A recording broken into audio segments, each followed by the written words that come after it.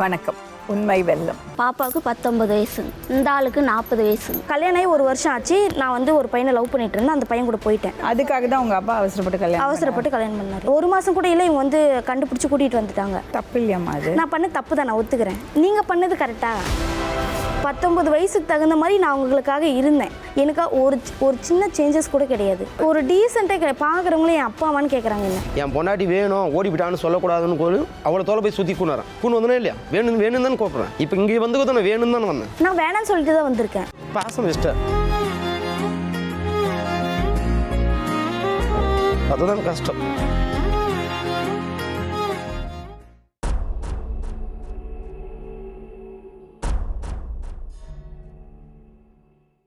சொல்லுங்க. கோயம்புத்தூரில் வேலை செய்கிறேன். சொந்த ஊர் திருப்பத்தூர் பக்கம் பேராமெட்டு. கோயம்புத்தூர் போய் 1.25 வருஷம் ஆயிடுச்சு. இப்போது இடையில பொங்கலுக்கு ஊருக்கு வந்தேன். ஊருக்கு வந்து 10 நாள் இருந்து நானும் ஒய்ஃபும். பொங்கலுக்கு வந்து 8 நாள் இருந்துட்டு கூட்டு போனேன். போயிட்டு 3 நாளில் உடம்பு சரியில்லைண்ணா. இப்போ வேலையை பார்க்குறதா இவங்கள பார்க்குறதான்ட்டு திருப்பி ஊருக்கு கொண்டு வந்தேன். ஊருக்கு வந்து இன்ஜெக்ஷன் போட்டு இங்கே லோக்கலில் ஒரு வேலை, ஒரு 25 கிலோமீட்டர் தள்ளி. 7 மணிக்கு தான் நான் கொத்தனார் வேலை சேர்ந்தால நைட்டு அன்றைக்கி அர்ஜென்ட் காண்டு போட்டு ஆகணும். போயிட்டு வரதுக்கு ராத்திரி 11 மணி ஆயிடுச்சு. இது ஒரு சாக்கு வச்சுன்னு அன்றைக்கி நைட்டே சண்டை பிடிச்சின்னு 11:30 மணிக்கு தம்பிக்காரன் கால் பண்ணி, அம்மாவும் வீட்டில் இருக்காங்க, அம்மாவோட கூட சொல்லலை, தம்பிக்காரன் கால் பண்ணி வர சொல்லி அவங்க பண்ண கிளம்பி போயிட்டாங்க. சரி இப்போ கோவத்தில் போய்க்கிறாங்க, ஒரு 4 நாள் கழிச்சு வந்துடுவாங்க அப்படின்னு இங்கே விட்டேன். 1 வாரம் கழிச்சு ஃபோன் சுவிட்ச் ஆஃப் பண்ணிட்டாங்க. வேறு சிம்மு வாங்கி யூஸ் பண்ணுறாங்க. அதுக்கப்புறம் 1 வாரம் கழிச்சு ஈரோட்டில் போய் கம்பெனியில் சேர்த்து விட்றாங்க மாமியார். ஏற்கனவே அங்கே கோயம்புத்தூரில் நான் ஒரு கட்டில் சேர்த்து விட்டேன். 1 வருஷம் ஆச்சு. 5 மாதம் சம்பளம் அவள் அக்கௌண்ட்டுக்கே தான் ட்ரான்ஸ்ஃபர் கொடுத்தேன். இப்போ பிஎஃப்பும் போன மாதம் இந்த மாதம் கிளியர் பண்ண சொன்னாங்க. வேலைக்கு வரலையா, கொஞ்சம் லெட்டர் கொடுத்துருங்க, பிஎஃப் கிளியர் பண்ணி. இல்லை சார் வருவாங்க வேலைக்கு, ஊருக்கு போய்க்கிறாங்க, உடம்பு சரியில்லை அப்படின்னு சொன்னேன். இதுக்கு மாமியாருக்கு ஒரு வாரத்தை மாமியார் ஃபோன் பண்ணி, என்னடா தம்பி உங்களுக்கு பிரச்சனை, இது வெறும் 1 வாரத்தை கேட்குது, நான் ஏன் கேட்கணுன்றாங்க. கேட்டால் வாடாப்படான்னு கூப்பிட்றாங்க. வாடி பொடின்னு கூப்பிடவே கூடாதான். ஒரு பொண்டாட்டின்றது 1 வாரத்துக்கு கூட கூப்பிடக்கூடாது, ஒரு ஆசை கூட கூப்பிடக்கூடாது. மாமியார் சொல்கிறேன். இது 5ஆவது டைம் பிரச்சனை. எத்தனை டைம் மேடம் நான் போய் அவங்கள்ட்ட கைகட்டி பதில் சொல்கிறது? இல்லை என்னால் எதுவும் குற்றமா? நீங்கள் தான் வந்தீங்களா இங்கே? நான் தான் கம்ப்ளைண்ட். கோயம்புத்தூர்லேருந்து நான் வந்தேன். உங்கள் வீட்டில் யாரெல்லாம் இருக்காங்க? எங்கள் வீட்டில் எங்கள் அம்மா இருக்காங்க, மற்ற 4 பேர் அந்தமிங்க. ஒரே குடும்பம் பக்கம் பக்கமாக தான் இருக்கிறாங்க. 4 பேரும் கல்யாணம் ஆயிடுச்சு. எல்லா மதிப்பாங்களும் ஒரே மாதிரி தான் பார்க்குறாங்க. குழந்தைங்க இருக்காங்க? இல்லைங்க மேடம், 4 வருஷம் ஆச்சு, குழந்தைங்க இல்லை. நீர் கடிக்குதுன்னாங்க, அதுக்கும் ஹாஸ்பிட்டலுக்கு பார்த்தேன். ட்ரீட்மெண்ட் மாற்ற தான் கொடுத்தாங்க, அதுவும் சாப்பிட மாட்டாங்க. இது அம்மா வீட்டுக்குன்னு போனாவே 2 நாள் மைண்டு மாறிடுது. அவங்க அம்மா வீட்டில் யாரெல்லாம் இருக்காங்க? அவங்க அம்மா வீட்டில் அவங்க தம்பி இருக்கான், அக்கா இருக்காங்க. அக்காவுக்கு செங்கத்தில் கல்யாணம் பண்ணி கொடுத்துட்டாங்க. எனக்கு ஒன்று கல்யாணம் பண்ணி கொடுத்தாங்க. ஒருத்தவங்க ஸ்கூலு இதில் ஈரோட்டில் படிக்கிறான். ஒருத்தன் விஷமாத்திலே வயசு கம்மியாக்குதுன்னு மெக்கானிக் வேலை சேர்த்து விட்டா. இவங்களும் ஈரோட்டில் வேலைக்கு போகிறாங்க, கொத்தனார் வேலைக்கு. மாமியாரும் மாமனார் விட்டு போய் 7 வருஷம் ஆகுது. மாமனார் தான் எனக்கு திருமணம் பண்ணி வச்சது, ஒய்ஃபை. மாமியாரோட அனுப்பாதடா கெட்டுருவே அப்படின்னு சொல்லியே பண்ணார். சேர்த்து ஆகி விடு தானே, பக்கம் 4 கிலோமீட்டர் தானே, இருக்கட்டும் போட்டோம், யதார்த்தமாக விட்டேன். இன்றைக்கி முடியாதா அப்படின்னு தான் நான் டேரக்டாக இங்கே வந்தேன். ஊரில் 2 மெத்தோடு கட்டி வச்சு, பொருள் 10 லட்சம் சண்டை சாமான் வாங்கி வச்சு ஊர்லேயே சொந்தமாக வச்சிருந்தேன். சரி நிம்மதியான கொஞ்ச நாள் வெளியில் இருக்கிறான். பொண்டாட்டி பிள்ளையாடும் குடும்பம் கொஞ்ச நாள் வெளியில் இருக்கலாம். அங்கே போனவொடனே நீ இங்கே இரு, நம்ம ஊருக்கே போக தேவையில்லன்னா. இப்போ பொங்கலுக்கு பூன்னு வந்தது தான் இந்த பிரச்சனை. பேசுனீங்களா உங்கள்கிட்ட? பேசணும் மேடம். ஃபோன் பிளாக் லிஸ்ட் போட்டாங்க. மாமியார் ஃபோன் பண்ணால் நான் எனக்கு போட தெரியாதுண்ணா. டேய் உங்கள்கிட்ட வாழ வைக்க முடியாதுடா அப்படின்றாங்க மாமியார். இந்த என் வைப்பு என்னன்றான், வாடாப்படம் தான் கேட்குறான். வாடாப்படம் கேட்டால் என்னன்னு பேருட்டும் கூப்பிடக்கூடாது, வாடாப்படம் வாடி பொடியும் கூப்பிடக்கூடாது. அப்போ என்னான்னு கூப்பிடுவோம் மேடம்? என்னான்னு கூப்பிட்டோம். வேணா ஹவுஸ் ஓனர் கேரளா கடை தான் இருக்கிறாங்க கோயம்புத்தூரில், வேணா உங்கள் நம்பருக்கு கூட தரேன், நீங்கள் கேட்டு பாருங்க. தங்கமாக தான் சொல்லுவாங்க. இவங்க நைட்டான சின்ன வயசு வாங்கி கொடுக்கணும். இது ஒரு அரியாப்பழம் சாப்பிட்றதா? வேலைக்கு போயிட்டு வந்து ராத்திரி 8 மணிக்கு வந்து நான் செய்யணும். அவங்க வேலைக்கு போகிறாங்க. அவங்க வேலைக்கு 5 மணிக்கு போயிட்டு வந்துடுவாங்க. 8:30 மணிக்கு போயிட்டு 5 மணிக்கு வந்துடுவாங்க. சூப்பர் மார்க்கெட் தானே, இப்படி போயிட்டு நடந்து வந்துடுவாங்க. நான் 8 மணி அங்கே 7,000 வேலை கொடுத்துருவேன். வீட்டுக்கு வரதுக்கு 8 மணி 8:30 மணி ஆயிரும். அதுக்கப்புறம் சாப்பிட்டு பார்த்தா சரியா போச்சு. திருப்பி காத்தால 5:30 மணிக்கு எழுந்து போகணும். ஊரை விட்டு ஊர் போய் சமாளிக்கு தான் போகணும். இவங்களுக்கு நான் ஜாலியாக சுற்றணும். அவங்கள கூட்டினாங்கன்னா வாடகை வீடு கட்டணும், நம்மளும் ஒரு 10 ரூபா சேர்த்து வைக்கணும் அப்படின்னு நினைப்பே வரமானுது. ஏன் டிவிக்கு வந்தீங்க? நானும் என்ன பண்ணுறது மேடம், சரி தப்பான முடிவு எடுத்துட்டா திருப்பி உள்ளே போய் தான் வைக்கணும். அது நம்ம கோயம்புத்தூர்லேயே இருந்தல்லாமே.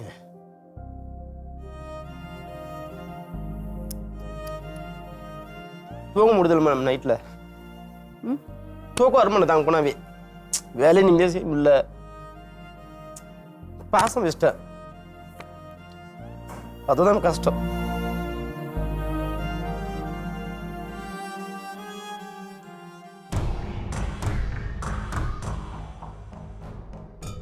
உங்கள் பேர்? சின்ன அம்மா. அப்படியா? என்னம்மா பிரச்சனை? என்ன பிரச்சனை? அவங்க கோயம்புத்தூரில் இருக்கிறாங்க மேடம். ம் கோயம்புத்தூரில் அவங்க வேலை செஞ்சுருந்தாங்க. பொங்கலுக்கு வந்தாங்க. பொங்கலுக்கு வந்து சந்தோஷமாக 4 மருமக எனக்கு 4 பேர் எல்லாம் ஒத்திமாக வருவாங்க. தெய்வம் நல்ல போல் நல்லானா வந்தால் இருப்பாங்க செய்வாங்க. இப்போ பொங்கலுக்கு கூட ஆளுக்கு 2 ட்ரெஸ் எடுத்து கொடுத்தேன் நானே. நீங்கள் வேலை செய்கிறீங்க? நான் கூலி தான் செய்கிறேன். எடுத்து கொடுத்தேன். வந்து பண்டிகைலாம் கும்பிட்டு பொங்கலெல்லாம் கும்பிட்டு போய் 3ஆம் நாற்று உடம்பு சரின்னு கூட்டின்னு வந்து விட்டோம்.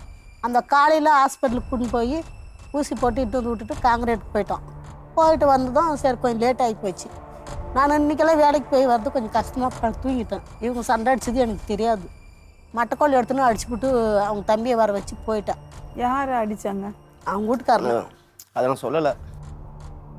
அடிச்சுட்டு போயிட்டுக்கிறேன். அவங்க தம்பிக்காரன் ராத்திரி 11 மணிக்கு வர வச்சு வண்டியில் உட்கார வச்சுன்னு போயிட்டோம். நல்லா தான் இருந்தா. அவங்க கெடுக்கிறது அவங்க அம்மா தான்மா. உங்கள் வீட்டுக்காரரு?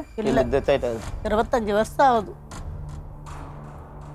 கஷ்டப்பட்டு ரெண்டு அப்படி பில்டிங் கட்டி வச்சுக்கிறேன். ஊரில் 2 மாடி பில்டிங் கட்டி வச்சுக்கிறேன் மேடம். உங்கள் அம்மா அங்கே தான் இருக்காங்களா? அம்மா அங்கே தான் இருக்காங்க. எங்கள் அம்மா நாங்கள் வந்து வெளியில் போயிடுறோங்களே, கடை வச்சு பொழைக்கலான்னு ஒரு கடையும் கட்டி வச்சுக்கிறேன். பிற்காலத்தில் யூஸ் ஆகும். மெயின் ரோடு தானே. கீழே 2 பெட்ரூம், ஆளு, கிச்சனு எல்லாமே கீழே ஒரு ஆளுக்கு மேலே ஒரு ஆளுக்கு எடுத்துக்கலாம். இல்லை இங்கே வேற ஒருத்தர் கூட ஒருத்தவங்க கட்டி கொடுக்கலாம். நிற்கிறத கூட மாத்திரை போட்டுடுறேன். அதெல்லாம் பேசாத. சொல்லணும் இல்லை, மேடத்துக்கிட்ட சொன்னால் தான் தெரியும். எப்படி உங்களுக்கு தெரியுமா? டேட் ஆகிறது தெரியுது இல்லை மேடம். 2 மாதம் 3 மாதம் டேட் ஆகாதுக்கிற இல்லை. சரிப்பா பார்த்துச்சு. திருப்பி 3 மாதம் கழிச்சு டேட் ஆயிடுறேன். அதே மாதிரி நீர் கட்டிக்கிறதுனால ப்ராப்ளம் வரலாம். அதெல்லாம் சொல்ல முடியாது. ஆணவம் கொடுத்தது என்னைக்கு நிற்குமோ அப்போ தான் நிற்கும். அது ஒரு காரணம் சொல்லலாம். யாரும் அந்த காரணம்லாம் சொல்லலை. வந்து பொழையும் தான் சொல்லுது. பொழைக்கணும். அவள் வந்து என்கிட்ட பொழைக்கணும். நல்ல மாதிரி சந்தோஷமா ஆம்பளை அடிக்கிட்டு பொழைக்கணும். நல்லா எங்களுக்கு வேணும். அவள் நல்ல பொண்ணா? நல்ல பொண்ணு தான். பொண்ணு மேலாம் குறை சொல்லல. பொண்ணெல்லாம் நல்ல பிள்ளை தான். எனக்கு பொண்ணு மேலாம் நான் குறை சொல்லக்கூடாது. அது கெடுக்கிறது அவங்க அம்மா தான். அவங்களால 6 மாதம் 1 வருஷம் எங்கள் அம்மாட்ட பேச வந்தேன் மேடம். நான் ஏன் இவகூட சண்டை பிடிச்சிட்டேன். மாமியா பொண்டாட்டி பேசி கேட்கறதா, மாமியா பேசி கேட்கறதா, இப்படியே இருந்துட்டு 1 வருஷம் பேசவில்லை எங்கள் மாமியா அம்மா கிட்ட. இப்போ பொங்கலுக்கு தான் பேச ஆரம்பிச்சேன். ஏன் இவ்வளோ அழுவுறீங்க? என்ன பண்றது? வாழ்க்கை இந்த மாதிரி பண்ணிட்டாலே. பொழைக்கணுன்ற ஆசை தானே மேடம் எனக்கு. சந்தோஷமா நல்லா பொழைக்கணும், ஒரு பிள்ளை குட்டி ஆகணும், நல்ல மாதிரி வாழணும் தான் நான் ஆசைப்படுறேன். இப்போ கூட நம்மளுக்கு அவங்க வந்து பொழைக்கணும் என்கிட்ட. அம்மா அந்த பக்கம் உட்காருங்க. அந்த பொண்ணை வர அவங்க அம்மா வந்திருக்காங்களா? பொண்ணோட அம்மா வர சொல்லுங்க. நீங்கள் உட்காருங்கம்மா. அந்த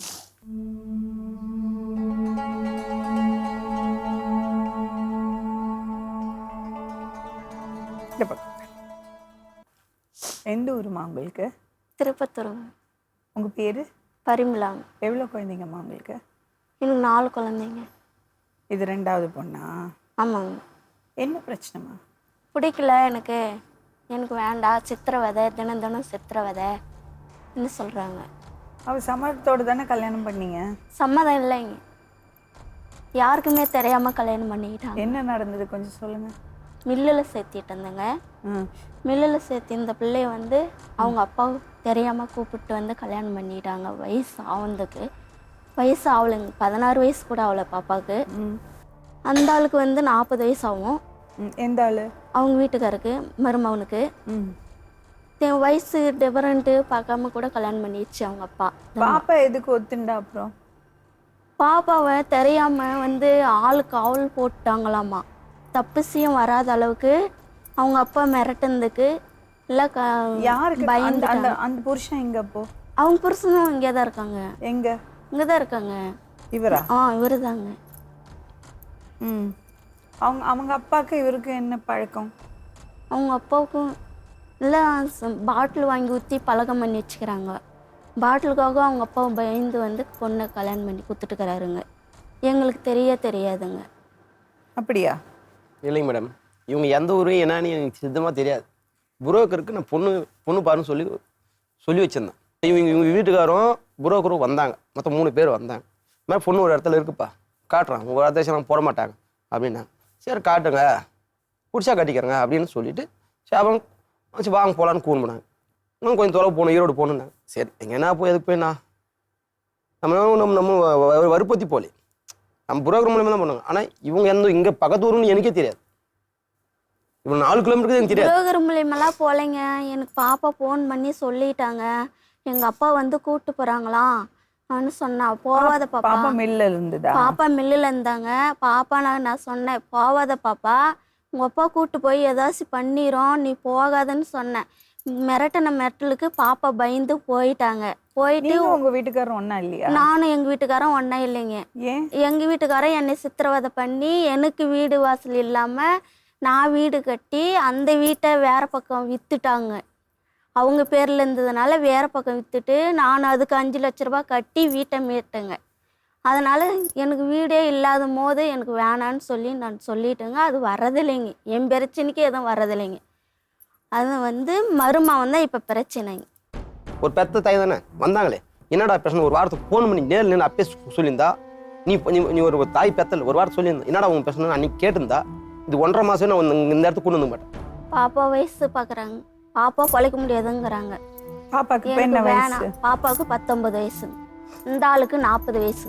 40 வயசு இல்லை மேடம், 1990 கணக்கு போட்டுங்க மேடம். 38 வயசு ஆகும் மேடம். இவங்க சொல்லலாம் 36 37 வயசு மேடம். இவங்க பொய் சொல்கிறாங்க. ஆதார் ப்ரூஃபோட என்கிட்ட இருக்குது. பாப்பாவுக்கு வயசு கம்மியாக இருக்குதுன்னு போது நீ 13 வயசுல நீ கம்பெனி எப்படி சேர்த்தலாம்? கம்பெனி எடுத்துப்பானா? வயசு கம்மி தான் சேர்ந்தா எடுக்க மாட்டாங்க. பொய் எதுக்கு சொல்லணும் அதுக்கு தான் சொல்லணும். இவங்க ஆதார் கார்டில் வயசு கம்மியாக போட்டுக்கிட்டாங்க. நீங்க கல்யாணம் பண்ணி கொடுக்கும்போது அவங்க அம்மா எல்லாம் பாத்தீங்களா? அவங்க அம்மாலாம் எங்களுக்கு தெரியாதுங்க மேடம். எங்களுக்கு தெரியாம கல்யாணம் பண்ணி கொடுத்துட்டாங்க அவங்க அப்பா. அந்த முன்ன அப்பா சொல்லுங்க, யாருன்னு எங்களுக்கு எங்களுக்கு தெரியாது. தெரியாது. புரோக்கர் மூலமா தான் நாங்க அவங்க கல்யாணம் பண்ணும்போது பொண்ணோட வீட்டுல அம்மா எங்கெல்லாம் யாருமே வரல. வரலையே.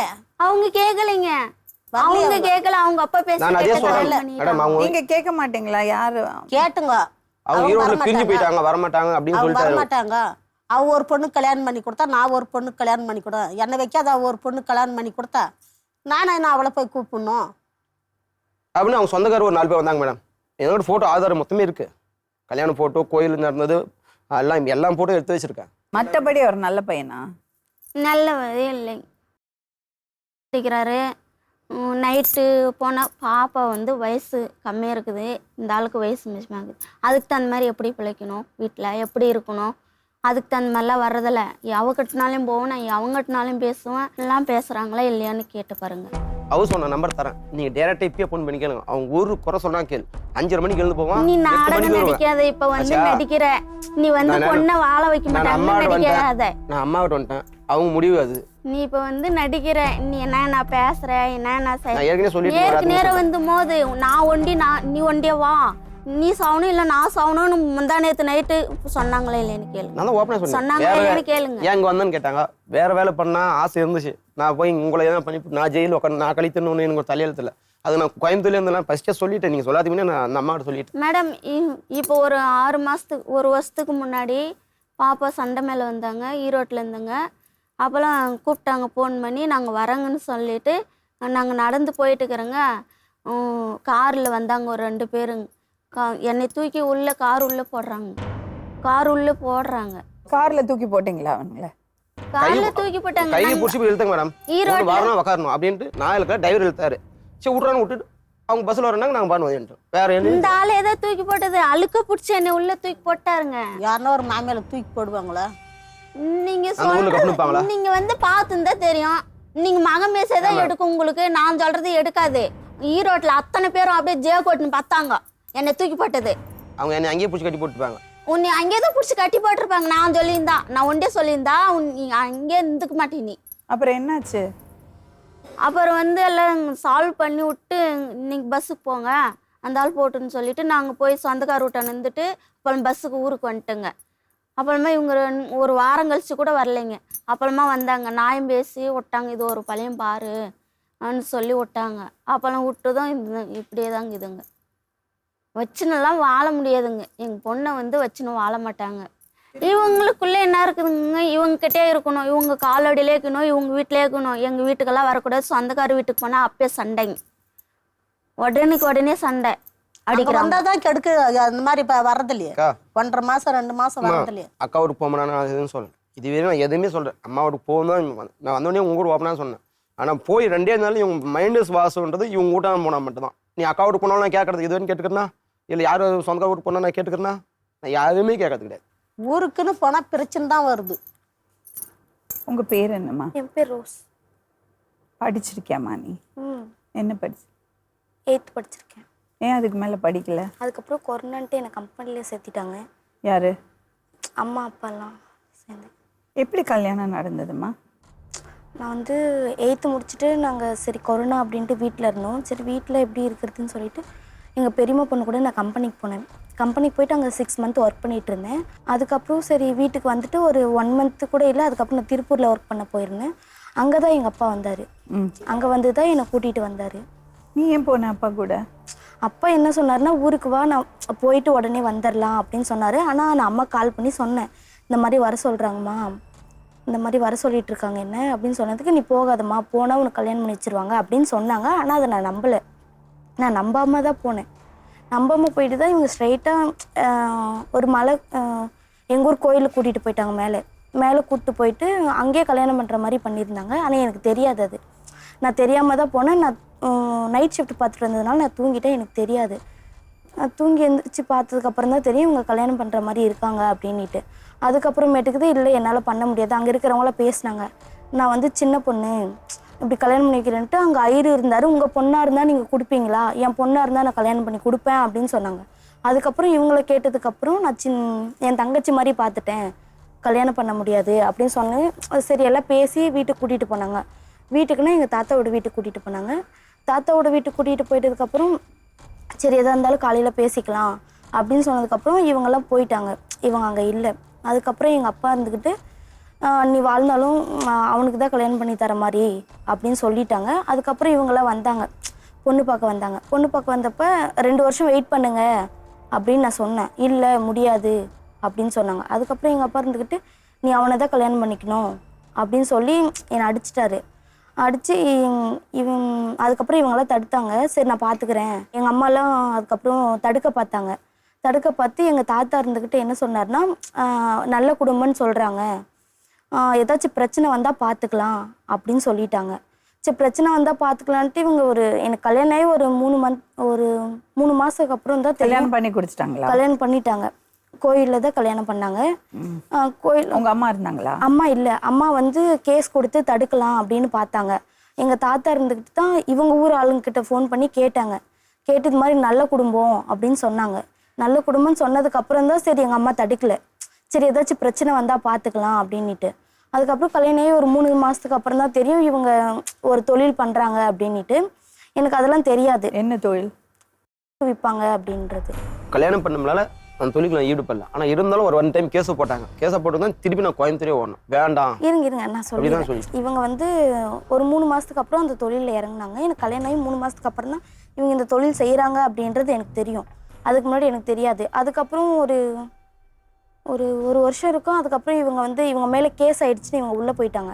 உள்ளே போய் 1 வருஷம் இவங்க உள்ளே இருந்தாங்க. அப்போ கூட நான் அம்மா வீட்டுக்கு போக கிடையாது, இங்கே தான் இருந்தேன். சரி இவங்க திருந்துவாங்க அப்படின்ற ஒரு நம்பிக்கையில் தான் நான் அங்கே இருந்தேன். 1 வருஷமும் நாங்கள் அம்மா வீட்டு சைடே நான் போக கிடையாது. மாமியார் இருந்தாங்களா? இருந்தாங்க. நல்லா பார்த்துப்பாங்களா? பார்த்துப்பாங்க. எப்படின்னா பார்த்துக்கிட்டாங்க, சும்மா சொல்லக்கூடாது. இவங்க பையன் இல்லாதப்ப டைமில் என்னை நல்லா பார்த்துக்கிட்டாங்க. அதுக்கப்புறமேட்டுக்கு இவங்க கொஞ்சம் எனக்கு சப்போர்ட் பண்ணுறாங்கன்னு தெரிஞ்சதுக்கப்புறம் கொஞ்சம் வீட்டில் பிரச்சனைலாம் ஆச்சு. வீட்டில் சண்டை வர ஆரம்பிச்சது. யார் சப்போர்ட் பண்ணாங்க தெரிஞ்சப்புறம்? இப்போ எப்படின்னா, இப்போ இவங்க எனக்கு இப்போ ஒரு ஒய்ஃபுக்கு சப்போர்ட் பண்ணுறாங்கன்றதப்போ சண்டை வர ஆரம்பிச்சது. பொண்டாட்டிக்கு சப்போர்ட் பண்ணுறான் அப்படின்றப்போ சண்டை வந்தது. நான் என்ன சொன்னேன்னா, உனக்கு அம்மாவும் வேணும் நானும் வேணும், நீ 2 பக்கமும் நில்லு, உனக்கு அம்மா தான் முக்கியம் அப்படின்னு நான் சொல்லியிருக்கிறேன். நான் சொல்லலைன்னா கூட பரவாயில்ல, நான் சொல்லியிருக்கிறேன். இப்போ ஏதாச்சும் இப்போ காலையில் எழுந்து ஒரு வேலை செய்யலைன்னா ஒருத்தவங்களை திட்டுறது தப்பு இல்லை, சரி சின்ன பொண்ணு அப்படின்னு சொல்லிட்டு விட்டுலாம். அதவே மீண்டும் மீண்டும் தினமும் காலையில் எழுந்ததும் ரொட்டேட் அதுவே தினமும் நடக்குது. அவங்க பொண்ணாக இருந்தால் அந்த மாதிரி பண்ணியிருக்க மாட்டாங்க. ஒரு அவங்க பொண்ணாக நினச்சிருந்தா அவங்க அந்த மாதிரி பண்ணியிருக்க மாட்டாங்க. அதுக்கப்புறம் வார்த்தையெல்லாம் விடுவாங்க. நானும் பேசினேன், நான் பேசலன்னு சொல்ல மாட்டேன். அவங்க பேசினது தப்புன்னு தெரிஞ்சதுக்கப்புறம் தான் நான் பேசுவேன். ஒரு சின்ன பொண்ணை கூட்டிகிட்டு வந்திருக்கோம், இப்படி பார்த்துக்கணுன்ற அந்த ஒரு இதுவே கிடையாது அவங்களுக்கு. ஒஸ்ட்டாக நடந்துக்கிட்டாங்க எங்கிட்ட. 3 டைம் உள்ளே போயிருக்காங்க. லாஸ்ட் டைமில் இவங்க அம்மாவும் சரி இவங்க தம்பியும் சரி யாருமே வர கிடையாது. நான் கோயம்புத்தூரில் போய் 1 இயர் ஒர்க் பண்ணி ஒரு 3 மாதம் ஒர்க் பண்ணேன். அதுக்கப்புறம் இவங்க போலீஸ் கண்டுபிடிச்சி இவங்க வந்து போலீஸ்கார் அடிச்சிட்டாங்க. அடித்ததுனால பிரச்சனை ஆகிடுச்சுன்னு தான் இவங்க கோயம்புத்தூர் போனாங்க. கோயம்புத்தூர் போயிட்டு ஒரு 3 மாதம் இருந்தாங்க. அதுக்கப்புறம் போலீஸ் வந்து பிடிச்சிருச்சு. பிடிச்சி எங்கள் அம்மா இல்லைன்னா இவங்க வெளியே வந்திருக்க மாட்டாங்க. அப்போ கூட உங்கள் தம்பி இவங்க அம்மா ஒருத்தருமே வந்து பார்க்க கிடையாது.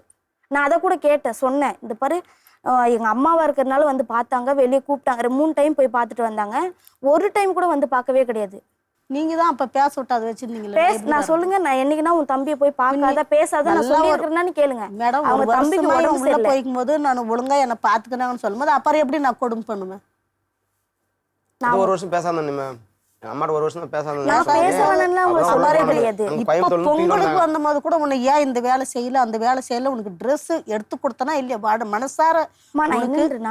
நீங்க ஃபர்ஸ்ட் பழைய ஃபர்ஸ்ட் பேசுங்க. நீங்க ஸ்டார்டிங்ல இப்ப எண்டிங்ல பேசி ஒரு பிரயோஜனம் இல்லை. நான் ஃபர்ஸ்ட் ஸ்டார்டிங்ல இருந்து சொல்லிட்டு இருக்கேன். நான் வந்து கல்யாணம் 1 வருஷம் ஆச்சு. நான் வந்து ஒரு பையனை லவ் பண்ணிட்டு இருந்தேன். அந்த பையன் கூட போயிட்டேன்.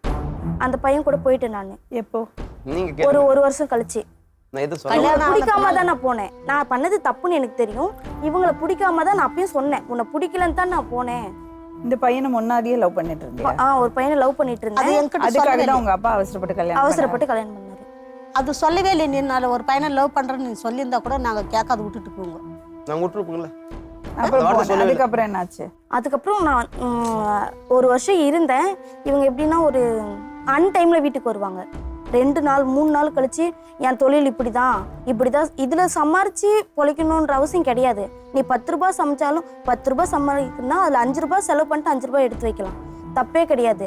நீ அதுலயே 24 மணி நேரம் அதுலயே இருக்கிறது, நைட் அன்டைம்ல போயிட்டு லோடு ஏத்திட்டு வர்றது, அன்டைம்ல தான் போவாங்க. தூங்காம 2 மணி முடி வெயிட் பண்ணியிருக்கேன் நான்.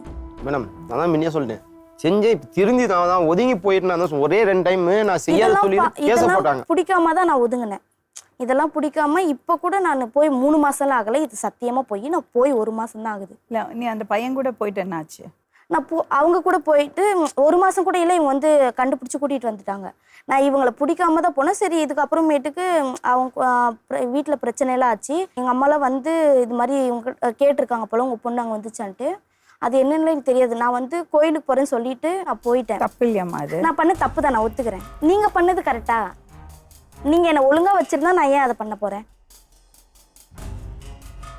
எனக்கு வந்து ஏஜ் இப்போ 19 தான் ஆகுது. 19 வயசுக்கு தகுந்த மாதிரி நான் அவங்களுக்காக இருந்தேன். நான் அவங்களுக்காக நிறைய மாற்றிருக்கேன். நீ ஒரு விஷயத்துலையும் மாறலன்னு இப்படியே தான் இருப்பேன் அப்படின்ற போது நான் எப்படி இருக்க முடியும்? எனக்கு ஒரு சின்ன சேஞ்சஸ் கூட கிடையாது. என்ன சேஞ்சஸ் கொண்டு வரணும்? அதுதான் அது ஒரு டீசெண்டாக பார்க்குறவங்களே என் அப்பா அம்மான்னு கேட்குறாங்க. என்ன அந்த இடத்துல எனக்கு எப்படி இருக்கும்? ஒருத்தரோட லுக்ஸை வச்சு அப்படி முடி நெரிக்குதுன்னு நம்ம ஒன்றும் பண்ண முடியாது. ஒருத்தரோட லுக்ஸை வச்சு அப்படி நான் லுக்ஸை வச்சுலாம் பேசவே கிடையாது மேம். கொஞ்சமாச்சு ஒரு இடத்துக்கு தகுந்த மாதிரி டீசெண்டாக இருக்கணும்னு நான் சொல்கிறேன். ஒரு வீட்டுக்கு வாடகைக்கு போயிருக்கோன்னா அந்த இடத்துல எப்படி இருக்கணுமோ அப்படி தான் இருக்கணும். வீட்டுக்கு எல்லாத்தையும் ஒரு வாடகை வீடுனா அவங்க வந்து அவங்க வீட்டில் அவங்க ஹஸ்பண்ட் இல்லை, அவங்க ஒய்ஃபு அவங்க பொண்ணு மட்டும்தான் இருக்காங்க. இந்த மாதிரி ஃபேமிலிக்கு மட்டும்தான் வீடு அப்படின்னு சொல்லிட்டாங்க. அதுக்கப்புறமும் இல்லாதவங்களெல்லாம் கூட்டிகிட்டு வந்தால் பின்ன அவங்க வந்து என்ன சொல்லிட்டாங்கன்னா, இந்த மாதிரி வர வேணான்னு சொல்லு அப்படின்னு சொல்லிட்டாங்க. நான் வந்து எங்கள் அப்பாவை கூட்டிகிட்டு போய் மைனர் டு மேஜர் ஆனதுனால நான் பேங்க் புக் மாற்றணுன்றதுக்காக எங்கள் அப்பாவை கூட்டிகிட்டு போய் வச்சுருந்தேன். ஒரு 10 நாள் இருந்தார். 10 நாள் வீட்டில் தான் இருப்பார், எங்கேயும் போக மாட்டார். நான் தான் வேலைக்கு போவேன், அவங்களும் வேலைக்கு போயிடுவாங்க. அந்த 10 நாள் கூட்டிகிட்டு வந்து வச்சதை நான் சண்டை போட்டு வந்துட்டேன். இவர் என்னை அடிச்சிட்டாருன்ட்டு நான் வந்துட்டேன். எங்கள் அப்பாவும் இனி சேர்த்து வச்சு பேசுகிறாரு. அவங்க காதல் அப்படி வந்துச்சு மேடம். அது தப்பு. 10 நாளாக வந்து காசு செலவு பண்ணுகிறேன், இந்த வீட்டு ஒன்று கேட்டாங்க, அது அப்படியெல்லாம் பண்ணோம். நீ சண்டை போட்டு அங்கே போய் உட்காந்து இவங்க காதல் மாற்றி வந்துச்சு. அப்பாவும் நான் பிள்ளையும் தரக்குறவா பேசினேன் இவங்க நினைக்கிறாங்க. இதை வேணும்னா எங்கள் அம்மாவும் இருந்தாங்க, எங்கள் தம்பியும் ஸ்பீக்கரில் போட்டு தான் நான் பேசினேன். அம்மா முன்னாடி தான் உட்காந்து இந்த மாதிரி பேசுகிறாங்கம்மான்னு சொல்லிட்டு நான் ஸ்பீக்கரில் போட்டு தான் பேசினேன். அந்த வார்த்தை கேட்டாரா இல்லைன்னு சொல்லிட்டு எங்கள் அம்மாவும் கேளுங்க, எங்கள் தம்பியும் கேளுங்க. அவர் இல்லைன்னா உங்களுக்கு பொண்ணு கிடைச்சிருக்காது. அவரையும் என்னை சேர்த்து வச்சு பேசுறது சந்தேக புத்தி தான். நான் அது கூட கேட்டேன், ஏதாச்சும் நான் தப்பு பண்ணுறேன்னா ஏதாச்சும் நான் சொல்லுன்னா கூட நான் சொல்லியிருக்கிறேன். ஏதாச்சும் தப்பு பண்ண நீ நான் டைரெக்டாக கேட்கலாம். அந்த போனதுக்கு மேடம் சாதாரணமாக 1 மாதம் திருச்சி கோயம்புத்தூர் போலீஸ் லொக்கேஷன் கொடுத்து, அப்போ செங்கல்பட்டு 2 காரு. அப்போ இவங்க வந்து அவங்கள பணத்தை பெத்தவங்க பார்க்குறாங்க. அவங்க என்ன சொல்லிட்டாங்க, எங்க தான் கண்டுபிடிச்சோட ஆடினா அவ பெத்தவ அதே பெத்தவ நீ இப்போ அங்கேயே பிடிச்சியா, நீ அங்கேயே அடுத்து போட்டு போடா, அது ஒன்றும் லைஃப் என்ன இதே பெத்தவ கூட்டிட்டு வந்த போல என் மகன்ற அன்னைக்கு அடுத்து போட்டு போடான்னு நான் அதே அடுத்து போட்டு வந்திருந்தா எனக்கு வேணும் வந்திருக்க மாட்டாங்க. என் பொண்டாட்டி எனக்கு என் பொண்டாட்டி வேணும், யாரா இருந்தாலும் மனசு என் பொண்டாட்டி வேணும் ஓடிவிட்டான்னு சொல்லக்கூடாதுன்னு அவ்வளோ தோலை போய் சுற்றி கூணுறேன். கூண்டு வந்தனே இல்லையா, வேணும் தானே கூப்பிட்றேன். ஏன்னா நம்ம கூடுவேன். இப்போ இங்கே வந்து நான் வேணும் தானே வந்தேன். நான் வேணாம்னு சொல்லிட்டு தான் வந்திருக்கேன். அவங்க வேணும்னு நினச்சி வந்திருக்காங்க, நான் வேணாம்னு சொல்லி தான் வந்திருக்கேன். ஒரு விஷயம் கேட்கட்டுமாமா ரோஸ், அவர் நல்லவரா கெட்டவரா? அவர் நல்லவரா கெட்டவரானா என்னை பொறுத்த வரைக்கும் முக்கால்வாசி அவர் கெட்டவர் தான். என்னை பொறுத்த வரைக்கும் என்ன பண்ணாரு? அவனை டார்ச்சர் பண்றாரா? டார்ச்சர் பண்ணுறாருன்ற அது எனக்கு வந்து கோவத்துல பேசுறதெல்லாம் வச்சு. கோவத்துக்காக நான் பேசல, இருக்கிற உண்மையை நான் சொல்லிட்டு இருக்கேன். இதில் கோவத்தில் பேசி ஒரு பிரயோஜனமும் இல்லைம்மா, அவர் கோவத்துல வார்த்தை விட்டதெல்லாம் பெருசு பண்ணாதே. அதர்வைஸ் நல்ல மனுஷனா? வயசுல நல்ல மனுஷனா? ஆமா. உனக்கு பிரச்சனை வந்து வயசு வித்தியாசம் உனக்கு அதுக்காகலாம் இல்லை. இப்படி நான் வயசு வித்தியாசம் பார்க்குறவளா இருந்தால் நான் எப்படின்னா கல்யாணம் பண்ணப்போ நான் போயிருப்பேன், இருந்திருக்க மாட்டேன். நான் 4 வருஷம் உங்க அப்பா பண்ணி வச்சது. எங்க அப்பா அவருக்கு துரோகம் பண்ணாங்க. வேணாங்க மேடம், இது வந்து இருக்க இன்னும் வந்து அதிகமா தான் ஆகுங்க. இதெல்லாம் சேர்ந்து வாழ மாட்டாங்க. ஒரு இது நிமிஷம் பிரிச்சே விட்டுருங்க நீங்க. வேணாம். ஒரு நிமிஷம். என்ன பிரச்சனை உனக்கு? அவர் கரெக்டா சொல்லு, தைரியமா சொல்லு. எனக்கு அவர்கிட்ட என்ன பிரச்சனை, எனக்கு அவர் பிடிக்கல. நான் அப்பயும் சொல்லிட்டு தான் நான் அப்பயும் சொன்னேன், இப்பயும் சொன்னேன். இந்த 3 டைமே நான் உன்னை பிடிக்காம தான் நான் வந்துட்டேன் அப்படின்னு நான் சொல்லிட்டேன். இல்லை எனக்கு பிடிக்காம போயிட்டேன்னா காசை கொடு, அக்கௌண்ட்ல 50,000 காசு இருக்குது, ஃபோனை கொடு, சிம்மை கொடு அப்படின்னு கேட்குறாங்க. அம்மா நீ பிடிக்காத நீ போகும்போது என்ன பொண்டாட்டி ஆகும்போது நான் சம்பாரிச்சேன். நான் என்ன சொல்றேன், நான் சம்பாரிச்ச காசு அது. எவ்வளவு செலவு பண்ணி எனக்கு அவர் தெரியும். கூட்டிட்டு போய் சம்பாரிச்சு அவர் கூட்டிட்டு போய் நான் தான் வேலைக்கு போனேன். அவர் கூட்டிட்டு போய் நான் வீட்டில் ஒரு 10 நாள் கூட இல்லை, நான் வேலைக்கு போக ஆரம்பிச்சிட்டேன். நான் கஷ்டப்பட்ட காசு நான் வச்சு எனக்கு தான் அது. இல்லை நீ வந்து நான் வேணான்னு சொல்லிட்டு போயிட்டேன்னா நீ அக்கௌண்ட்டில் இருக்கிற 50,000 பிஎஃப் காசு எல்லாமே கொடு அப்படின்னு கேட்குறாங்க. அது என்னது? நான் என் பொண்டாட்டியா இருக்கும்போது சம்பாதிச்சு அது உங்களுக்கு தான் சேரும்னு எந்த ஊர் சட்டம் சொல்லித்தது? அப்போ நான் தானே உரிமை. அது யாரு சொன்னது நீங்க உரிமைன்னு? நான் உரிமை இல்லைங்களா? எனக்கு புரியல. எதுக்கு உரிமை? பொண்டாட்டின்னு உரிமை இல்லாத போது அது பண்ணாது. அவ சம்பாதிக்கிறது எப்படி நீங்க உரிமை கொண்டாடலாம்? ஃபர்ஸ்டே சொன்னேன் மேடம், நீ சம்பாரிச்சு நீ வெச்சுக்கு தான் நான் உங்ககிட்ட விட்டேன். நீங்க வச்சுக்கிறது விடுறது எல்லாம் நீங்க சொல்ல முடியாது. சரிங்க மேடம். அது அவ சம்பாதிக்கிறது அவளோட ரைட்டு. நீங்க என்ன விடுறது? நீங்க வச்சுக்கோ, மற்றவங்களுக்கு யாருக்கும் தராதுன்னு நான் சொல்லியிருக்கேன். அவ என்னமோ பண்றா, அவ வச்சுக்கிறா, ஊருக்கு கொடுக்குறா, குப்பையில போடுறா, என்னமோ பண்றா. சொல்றது இங்க யாரு? அது சொன்ன தப்பு தான் மேடம். சரி, அது பேச தப்பு தான், விட்டுருங்க. நீங்க இப்படியெல்லாம் பேசினா அவ திரும்பி உங்கள்கிட்ட வந்துடுவான்னு நினைக்கிறீங்களா? காசு கூட சொல்லி எப்படியாவது அவளை வர வச்சிடலாம் பாக்குறீங்க. அதுதான் வாழணும் தான். இப்போ இதுவரையும் நான் அவருக்கு வாழணுன்றது இருக்கு, எனக்கு வாழ்க்கையை முடிச்சுக்கலான்னு தான் இருக்குது. எனக்கு வந்து பிடிக்கல அப்படின்னு சொல்றதுனால தான் நான் வந்துட்டேன். எனக்கு இந்த லைஃப் சத்தியமா பிடிக்கல. உங்க அப்பா எங்க? ஒரு 6 மாசம் இருக்கும் மேம். அவர் நான் கோயம்புத்தூர்ல இருக்கிறப்ப வந்து பார்த்தவர். அதுக்கப்புறம் ஃபோன் நாட் ரீச்சபிள் தான் வருது. அதுக்கப்புறம் ஃபீல் பண்றாரு என்கிட்ட, தெரியாம அந்த பையனை கட்டி கொடுத்துட்டேன் அப்படின்னு சொல்லி. அவர் கல்யாணம் பண்ணி கொடுத்துட்டு ஃபீல் பண்ணி ஒரு பிரயோஜனமும் கிடையாது, அது முடிஞ்சிருச்சு. உங்க பையன் அந்த பொண்ணு மேல ரொம்ப பாசம் வச்சிருக்காரு. ஆனா அவளுக்கு ஒத்து போல, பிடிக்கல. அவளுக்கு கட்டாயப்படுத்தி கல்யாணம் பண்ணியிருக்காங்க. கட்டாயம் அவங்க விருப்பப்பட்டுதான் கேட்டுதான் பண்ணது. அவ விருப்பப்படலப்பா, அவளே நான் கேட்டுதான் பண்ணது. இவங்க கேட்டாங்கன்றத இவங்களுக்கு தெரியும். அதுக்கப்புறம் என்ன நடந்துச்சுன்னு இவங்களுக்கு தெரியுமா? எங்க அப்பா இருந்துகிட்டு நீ கட்டிக்கிட்டு அவனதான் கட்டிக்கணும்னு ஒத்த கல்ல இருந்தாரு. நீ முடியாதுன்னு சொல்லிட்டு நான் விட்டுப்பில்ல. சின்ன பொண்ணு இல்லப்பா, சின்ன 16 வயசு. உன்னை கேட்டுனே, விருப்பப்பட்டவ நீ கல்யாணம் பண்ணிக்கணும் தான் நான் உன்னை கேட்டுனே. கேட்காதுன்னா கூட பரவாயில்லையே. நான் ஒரு பையனை லவ் பண்றேன் அப்பயே சொல்லியிருந்தேன், இல்லடா வேணாம் வேற யாரும் லவ் பண்றலான்னு சொல்லிட்டு இருந்தாக்கா நான் அன்னைக்கே நான் இவளை விட்டுட்டு வந்துட்டுக்குனே. நான் 3 அண்ணன் நான் கல்யாணம் வச்சேன். நான் வந்து லவ் பண்ணுன்றது அது அப்போ. இவங்களை கல்யாணம் பண்ணதுக்கப்புறம் நான் வந்து எப்படின்னா எப்படி சொல்றது, இவங்களுக்காக இருக்கலாம் அப்படின்னு தான் நான் பார்த்தேன். இவங்க பண்ணது அந்த மாதிரி எல்லா ஒரு 3 மாசத்துக்கு அப்புறமே வாழ்க்கை வெறுக்கிற மாதிரி பண்ணாங்க. பெற்றவங்க சைடு சரியில்லை, எங்கள் அப்பா சரியில்லாததுனால தான் இந்த மாதிரி எங்கள் அம்மா இருக்கிறாங்க. இப்போ வந்து பொண்ணுங்க தான் உதவ முடியும். இப்போ நான் வேலைக்கு போறனால தான் அம்மாக்கு 10 ரூபாய் கொடுக்க முடியுது. அது ஏன் கொடுக்குறேன்னு கேட்டேன். நீங்க கூட தான் உங்க ஃபேமிலிக்கு அனுப்புறீங்க. நான் கேட்டேன் அது மறைக்கிறது. அந்த காலெல்லாம் போச்சு. பொண்ணுங்க சும்மா இருக்க மாட்டாங்க. சும்மா தாலி கட்டினீங்கிறதுக்காக அவ பெத்தவங்களை விட்டுணுமா? விடு நான் சொல்லலையே மேடம். அப்புறம் இதுவே விடு நான் சொல்லலையே. அவ அம்மா காசு கொடுக்க கூடாது சொல்றீங்களா? ஃபர்ஸ்ட் உன் லைஃப பாரு, அதுக்கப்புறம் தான் நீ நல்லா இருந்தா தான் அடுத்தவங்களுக்கு கொடுப்பீங்க. கஷ்டப்படுத்தி என்னால வாழ முடியும். நான் வந்து 75,000 லோன் எடுத்தேங்க. எங்க பெரிய பிள்ளைக்கு வந்து வளகாப்பு செய்யறதுக்கு நான் எடுத்தேங்க. அது ஒரு 2 மாசம் எக்ஸ்ட்ரா இருந்துச்சுங்க. சரி அந்த காசை கொடுக்கா நான் வந்து வளகாப்பு செய்யறப்ப கொடுத்துட்றேன் முழுசான்னு சொல்லி வாங்கி அந்த காசு முழுசாவே கொடுக்கல. அப்பப்போ 10,000 அப்பப்போ 10,000 கொடுத்து இன்னும் 30,000 காசே கொடுக்க கிடையாது. இல்லைங்க மேடம், கேளுங்க. 10,500 ரூபாய் தண்ணு மேடம். வளகாப்புக்கு 28,000 கொடுத்துட்டேன். பொய் எதுக்கு சொல்ற நீ? 20,000 தான் பேசுறேன். மொத்தம் வந்து எங்களுக்கு கொடுத்தது 60,000 ரூபாய். சரி இருங்க மேம். இப்போ 60,000 ரூபாய் நான் கணக்கு சொல்லிடுறேன். வந்து 70,000 கொடுத்தாங்க. அந்த 70,000 என்ன பண்ணாருன்னு மட்டும் கேளுங்க. தம்பிக்கிட்ட கொடுத்தேன் மேடம். நீங்க செஞ்சது சரியா? அவங்க கஷ்டப்பட்டு தனி பொம்பளையா இருந்து லோன் வாங்கி பிள்ளைக்கு வளகாப்பு பண்ணலாம்னு நினைச்சா நீங்க வாங்கி தம்பிக்கு கொடுத்தேன்னு சொல்றீங்க. நான் வாங்கின சந்தர்ப்பம் நான் கொடுக்கலாம் தான் வாங்கினேன். அதுக்குள்ள அவன் சந்தர்ப்பம் சரி இல்ல மேம். அந்த 67,000 எடுத்து கொடுத்தாங்க. அதுல எந்த யூஸுமே கிடையாது. எதுவுமே கிடையாது. அதுல எல்லாமே இப்படிதான் போச்சே தவிர அதுல ஒரு யூஸுமே கிடையாது. 4 வருஷத்துல இவ்வளவு நான் சம்பாரிச்சிருக்கேன் அப்படின்னு சொல்லிட்டு 1 ரூபாய் என்கிட்ட கொடுத்துருக்காங்களான்னு ஃபர்ஸ்ட் கேளுங்க. 1 ரூபாய், ஒத்த ரூபாய்.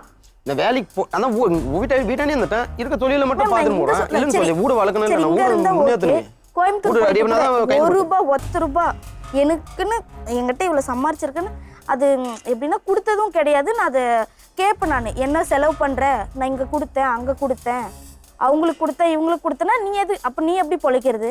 அவங்களுக்கு கொடுத்தேன் இவங்களுக்கு கொடுத்தேன்னா அப்ப நான் எங்க அம்மா கொடுக்கறதுல தப்பு இல்லை மேம்.